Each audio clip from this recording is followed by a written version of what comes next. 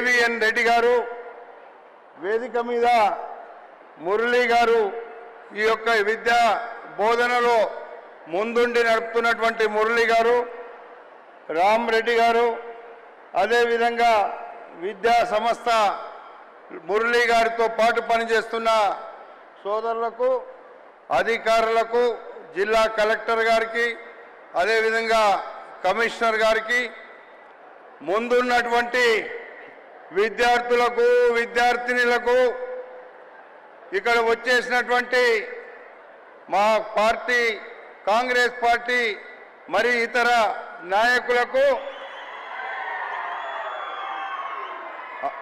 అదేవిధంగా ఇక్కడికి విచ్చేసిన వేలాది మంది విద్యార్థులందరికీ కూడా మీ అందరికీ హృదయపూర్వకమైనటువంటి నమస్కారాలు తెలియపరుచుకుంటూ, ఈరోజు కార్యక్రమం ఇంత పెద్ద ఎత్తున కార్యక్రమం చేస్తున్నామంటే ఎవరి కోసం, ఎందుకోసం చేస్తున్నామో విద్యార్థులంతా ఒకసారి నాతో పాటు మీరు చెప్పాల్సినటువంటి అవసరం ఉంది. ఈ స్కూలు ఎవరి కోసం మన ముఖ్యమంత్రి గారు చేసినారు మీరందరూ కూడా చెప్పాల్సినటువంటి అవసరం ఉంది. ఈరోజు మన ముఖ్యమంత్రి గారు మీ అందరి కోసం మన ప్రాంత గ్రామాలలో లాస్ట్గా చివరిగా ఉన్నటువంటి గ్రామం ఆరుట్ల గ్రామం. ఈ ఆరుట్ల గ్రామంలో మనకు ఇంత పెద్ద ఎత్తున తెలంగాణ పబ్లిక్ స్కూల్ను మన రాష్ట్రంలోనే మొట్టమొదటిగా ఇక్కడి నుండే ప్రారంభిస్తున్నటువంటి సందర్భంలో మన ముఖ్యమంత్రి గారికి అందరం కూడా చేతులు జోడించి స్వాగతం చెప్పాల్సిందిగా కోరుతున్నా. మనకు తెలుసు 10 సంవత్సరాల విధ్వంసం తర్వాత మన ముఖ్యమంత్రి రేవంత్ రెడ్డి గారి నేతృత్వంలో తెలంగాణ రాష్ట్రం వికాసం దిశగా ప్రయాణం చేస్తుంది అనేటువంటి విషయాన్ని మనం గుర్తుంచుకోవాల్సినటువంటి అవసరం ఉంది. 60 సంవత్సరాల ఆకాంక్ష ఈరోజు మన ఆరుట్ల గ్రామంలో తరగతి గదుల నుంచే తెలంగాణ పునర్నిర్మాణం మొదలైందని చెప్పి ఈ సందర్భంగా మనవి చేస్తున్నా. చరిత్ర తిరగరాసే నూతన అధ్యాయానికి మన ప్రియతమ ముఖ్యమంత్రి ఆరుట్ల నుంచే శ్రీకారం చుట్టి మన జిల్లాకు, మన నియోజకవర్గానికి ఒక గొప్ప కార్యక్రమాన్ని తీసుకొచ్చినటువంటి ముఖ్యమంత్రి గారిని మనస్ఫూర్తిగా మనం అభినందించాల్సినటువంటి అవసరం ఉంది. ఈరోజు మనము ఈ పాఠశాలను చూస్తుంటే కార్పొరేట్ పాఠశాలలకు ధీటుగా ప్రభుత్వ పాఠశాలలు ఎలా ఉండాలో మన భారతదేశానికే ఒక దిక్సూచిగా చూపించినటువంటి మన ముఖ్యమంత్రి సీఎం రేవంత్ రెడ్డి గారు. ఆరుట్ల గ్రామాన్ని మనం చూస్తున్నాం. ఆరుట్ల గ్రామం అంటే మనందరికి కూడా, మీ అందరికీ తెలుసు, ఈ గ్రామంలో దేశ విద్యా రంగానికే రోల్ మోడల్గా మారుస్తున్నారు మన ముఖ్యమంత్రి గారు. అందుకే ఈరోజు విద్య సమాజానికి, విద్య వైద్యం అనేది 2 కళ్ళు.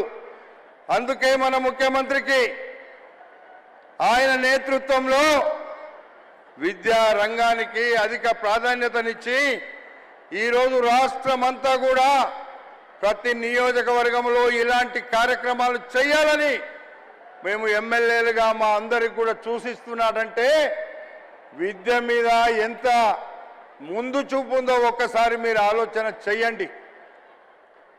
10 సంవత్సరాలు ఒక్క తరగతి గది కూడా కట్టనటువంటి దుర్మార్గులు ఈరోజు ఏమో చెప్తున్నారు. వాళ్ళే ఈరోజు మాట్లాడుతున్నారు. మనము ఏది చేసినా ఈ రాష్ట్రానికి 7 లక్షల కోట్ల రూపాయల అప్పులు చేసి మనం చేసేటువంటి కార్యక్రమాలను మాయ మాటలు చెప్పి మరిపించేటువంటి ప్రయత్నం చేస్తుండ్రని చెప్పి ఈ సందర్భంగా మనం చేస్తున్నా. అందుకే ఈనాడు మన విద్య మీద మన ముఖ్యమంత్రి స్వయాన విద్యాశాఖను నిర్వహిస్తూ ఇలాంటి కార్యక్రమాలను తీసుకున్నందుకు మరి ముఖ్యమంత్రి గారికి ధన్యవాదాలు తెలుపుకుంటా ఉన్నా. మన యొక్క గ్రామాలు విద్య లేనటువంటి గ్రామాలు, ఒక్కొక్క గ్రామంలో 4-5 ఉంటే 4 టీచర్లు ఉంటే కూడా వాళ్ళకి ఇబ్బంది అవుతుందని ట్రాన్స్పోర్ట్ పెట్టి ఈరోజు 6 గ్రామంలో మనం ఎట్లా నిర్వహిస్తున్నామో అలాంటి కార్యక్రమాలు చేస్తుంటే కూడా దానికి కూడా ఎగతాళి చేసి వాళ్ళు చేసినటువంటి విధ్వంసం తక్కువైనట్టుగా ఈరోజు మన మీద రకరకాలుగా మాట్లాడుతుంటారు. అందుకే ఈరోజు మనం ఒకసారి ఆలోచించండి. ఈరోజు మనకు విద్య మీద మనకు ఏమాత్రం లోటు లేకుండా, కుల వివక్షకు తావు లేకుండా ఇంటిగ్రేటెడ్ స్కూళ్ళ నిర్మాణాన్ని జరుపుతున్నారంటే మన ముఖ్యమంత్రి గారు తీసుకున్నటువంటి గొప్ప నిర్ణయం అని చెప్పి ఈ సందర్భంగా మీకు మనవి చేస్తున్నా.